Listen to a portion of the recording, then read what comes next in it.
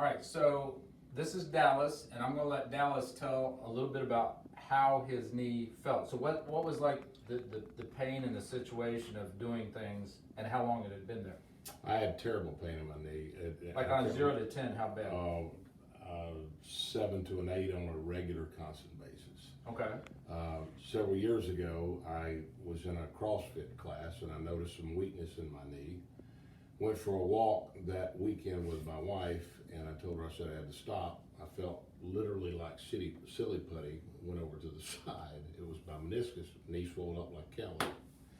I ended up having to have arthroscopic surgery, and he told me at that point, you'll probably end up having to have a knee replacement at some point, which I wanted to avoid. So I called Dr. Raker and ended up getting stem cell therapy after that. The knee, even after the surgery, I waited like 3 months. I still had stiffness and some pain, that type of thing. Got the stem cell therapy, and then I was given a questionnaire over the period of, I think it was 6 months or a year or something like that. So I stayed up with the questionnaire, and I noticed in answering the questions what was really happening, because you just don't think about it. Think about stairs, and they'll ask you different questions. I'm like, God, I don't have pain in that. I'm putting 0 on everything. Literally haven't had any pain for 2 years. I think it's been 2 years, maybe a little bit more than that. 0. I'm not talking about low symptoms. I mean none. Staircase, working out. I get on the. we have a friend joining us.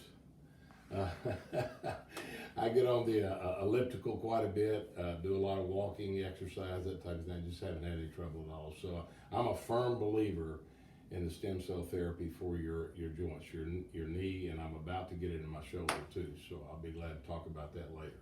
So you have no hesitations to recommend this to other people? Oh, not stem cell in the joints like that. No, not at all. I had no side effects from it whatsoever. Wonderful. So another happy camper.